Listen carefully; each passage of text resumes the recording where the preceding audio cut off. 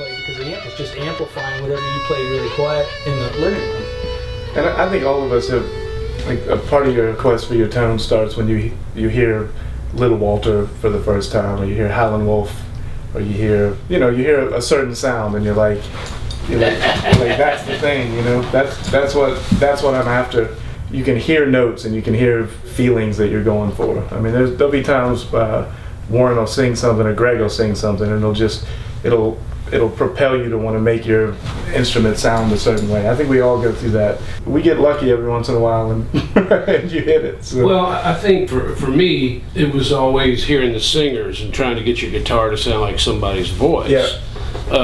And hopefully your own voice, Yeah. And so since I started singing before I started playing guitar, I was gravitated toward people that sounded like they were singing through their instruments, and people that were singers, guitar players that were singers. But the beauty when you find the tone in a night that is friendly is you can play one note. Intentionality has its own tone. Yeah. If you when you combine holiness and motherfuckingness and make it all divine, because a lot of people they don't want to hear words like that. Oh, I thought Santana was spiritual. Why would he say words like that, But words like thoughts, man, it's a big part of the tone. That's how you get your own fingerprints, man. I mean, I tried to turn off the lights in a closet when I was a kid and hang around BB and Otis, and I couldn't see anything. I just kept playing, over and over. And the more I tried to sound like them, the more I would sound like me, and I was like, damn it, Yeah.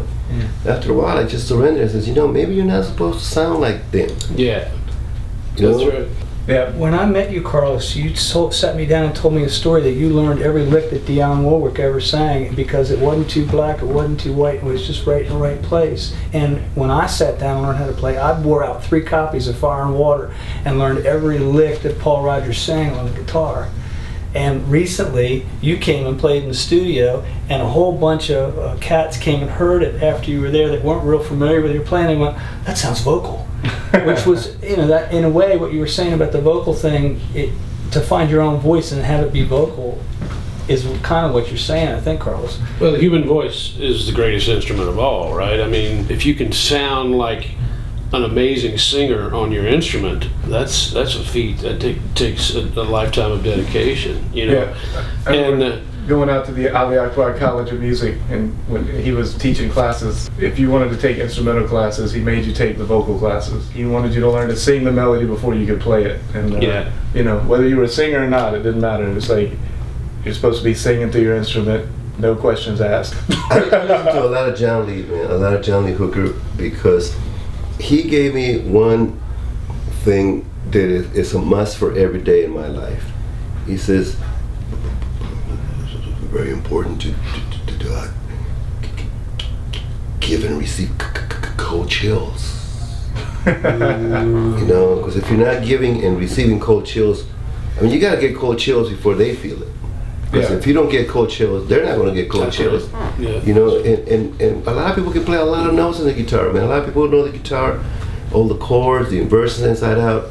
But after a while, it's like watching a guy in the gym doing muscles and shit, like this. Yeah. It's like boring as hell, Because I remember the first time I saw a musician in person that did that to me. It was actually Tommy Tolton playing slide. I was probably 9 years old. I'd never seen anyone play like that, but he everything lined up, and I'm just as a kid, like what's that? You're saying the first time you got chills, you were like, what was that experience? Yeah, I mean it's a new experience. I mean, well, for me it was black gospel music on the radio on Sunday, and I was probably 6 years old, and the hair on my arm stood up, and I was a kid, and I was like, why did something just change the way I feel? Yeah. And then the next thing that did that was James Brown to me. And so you have to acknowledge the connection, and now you're searching for that feeling, And it's an amazing moment when you realize that you can do that yourself. Yeah, that's how powerful this music is, man. The music that he plays and I play, what God gave to Derek and Warren and me, man, it ain't for no other reason than to help heal this planet and people in it. Absolutely. It's medicine, And the same for a lot of the people that come out to the shows. I mean, it's their release, which is why each and every night you hit the stage.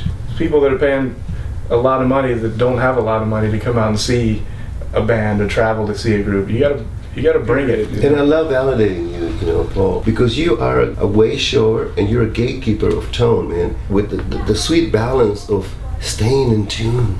Yeah. I mean, every time I receive your guitars, man, they arrive, they're in tune. I'm not kidding.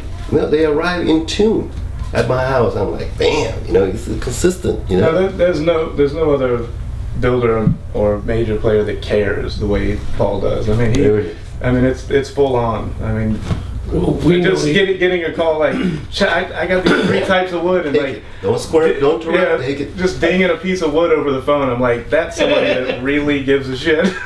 Well, when we first met in late 80s, and he was talking to me about how many different sets of pickups he had built for you, and he's like, no, it needs this, it needs that, and he just kept building them and building them and building them, and finally one day you're like, that's the one. Yeah.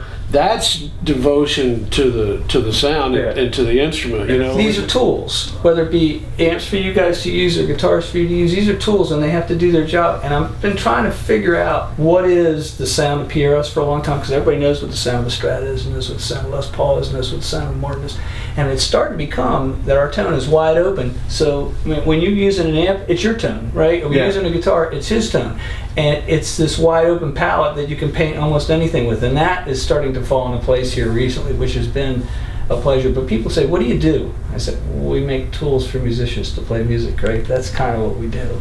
And it's nice to hear you say that. Yeah, the first time I plugged in one of your amplifiers, the biggest compliment I could give you is like, it sounded good before I touched any knobs. Sounded good when you rubbed it? That's the best thing, But, Derek and I will plug into the same amplifier and look for 2 completely different sounds. And the fact that amplifier will give us both what we're looking for, and there's enough complement and enough contrast, that it's pretty cool, Because what we want is consistency in tone. It's not easy, man, to be a sentient musician like Wayne Shorter. I'll share something with you that he said to me. And he says, sometimes I feel like kicking somebody's ass. And I was like, damn. Wait, see that coming. And then he goes, but only when I see myself in the mirror. I was like, oh, damn, That's Wayne Shorter. But that's insight on you and me, that all of us are in this journey in life to constantly balance our light with our darkness and create something of, here's the word, fidelity. Something of good fidelity, You once said that music's the food you can't buy at the grocery store. And I think, even though people have things to say about the quality of music on iPod, if you see a kid with music in their ears, they're usually not in a bad mood. It is a mood adjuster in a very, very positive way. And the people leave here are going to feel better for a long time, which is why they're willing to pay the ticket. I mean, that's what you guys are circling around. Well, a good night is church. I mean, that's what it's church. Or what it's supposed to be. Yeah. Well, and Carlos touched on something a minute ago, that it's kind of our inherited responsibility to elevate and educate, because we're given the opportunity. Why would we not do that? Yeah. So we should be thankful that we have that opportunity, and to not take advantage of it would be remiss on our part. So somebody has to try and keep the bar up, because it's constantly going down. So they're going to keep pushing the bar down, and we're going to keep going up, please, But you have to do that, because I think when it comes down to it, people can tell the difference. They can tell the difference between somebody singing from their heart or playing from their heart or not, if you give them the choice. If they don't have the choice, then they think someone who is not singing from their heart is singing from their heart, because they don't have anything to compare it to. Now you can see, you have kids, you can see it. If they're exposed to great music, they actually like great music. My kids are asking for Bobby Womack and Stevie Wonder and the Beatles and and John Coltrane's ballads. Like, they love that stuff because they've heard it. Yeah. But there comes a point where you do have to tell people the reason John Coltrane is going to be 500 years from now, 5,000 years from now, like Einstein and this Hawkins guy, is because what he has pursued in music, he elevate this whole planet. Just that song, Love Supreme, I mean, and what he said, if nothing else, he said, one positive thought creates millions of positive vibrations.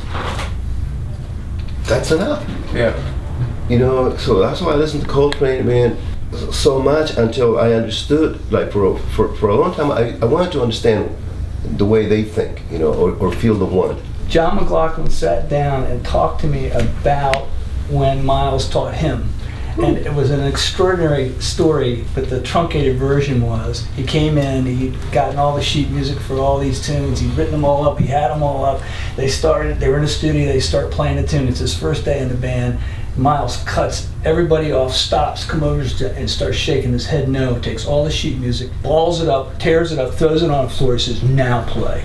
So it just scared the Jesus out of him, man. It was fundamentally the moment when his career started, when this guy taught him how to not think from the paper, but think from here, right? Eric Clapton asked me, he says, you heard that story where Miles grabbed the guitar like this, grabbed the neck, and said, don't play it like that. Yeah.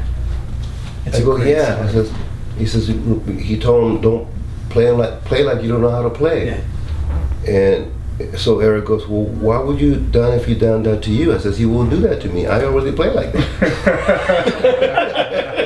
You know, because you know, in other words, the reason he said that is because sometimes people use too many notes and too much knowledge. And music is never supposed to be condescending. It's not supposed to be, look what I know, and you're not supposed to be playing down to the people you're playing with or for. You know, Thank you for saying that. Well, because you feel it. Sometimes you play with people, you're like, or to yourself. wait, whatever. Or to yourself. You sometimes we're playing too much to ourselves too. You know, it's like the best you can ever be is when you forget you're playing at all. Yeah, you get out of your head.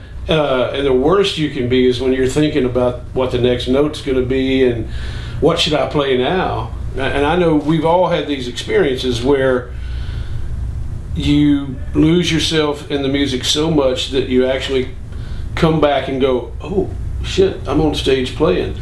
Up until that moment, you don't know where you were. You're watching from about 10 foot above. And that's something that you strive for. You can't force it. You can't expect it. Some people never get it. We're lucky to get it quite often, but that's what we're trying to achieve, you know. So when you don't achieve it, it doesn't mean that the audience was disappointed, because maybe you gave it 110%, but you just still didn't quite get to where you were trying to get, you know. You know, I do want to honor this moment right now, because I think that if there was a way for us to do more of these, this is like really, really meaningful. You know, well, I mean, it is. Yeah, you know? Absolutely. Look, I think today was beautiful in a way. It's a way of you guys teaching the people on the net what your experiences are. And you're right, Carlos, if we could get a way to consistently do this with the guys that are alive and they could teach more, that would be great. But Warren and Derek and Carlos, I wanted to thank you for guys for doing this. It's very, very much appreciated. Well, I'm going to say one thing before we get done. The other night when we were on stage together, when we were playing one of Carlos's tunes, it was the one you threw in at the end that we weren't ready for. And it was so fun. And I told Derek later, I was like, I had to try so hard not to play any Santana licks. I was like, if I wasn't standing next to Carlos, I would be playing Santana licks right now. But I can't do that right now. So that's the ultimate compliment I can give to someone, is that their voice is so strong that everybody knows what that means. Yeah, no, absolutely. I mean, there's not many people where you can hear one note or a half a note and go, I know exactly who that is. That's a unique thing. Half of that note is B.B. King, half of the note is Tito Puente. Okay, now I'm going to argue with you. I'm telling you that note is 100% you. And you started this conversation that way. No matter how much you try to sound like somebody else, it came out like you, right?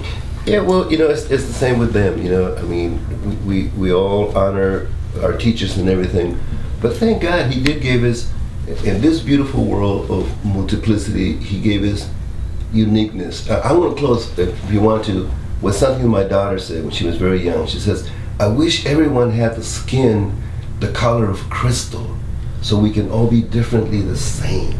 Ooh. And I was like, girl, where did you get that? She goes, you don't get it. He says, it just popped into my head. And I was like, oh man, here we go again. That's right. You know, and so we want to maintain staying childlike, not childish, childlike, man. You know, but I feel that I need to say the future is in great hands and great heart. Peace. Beautiful man. Thank you.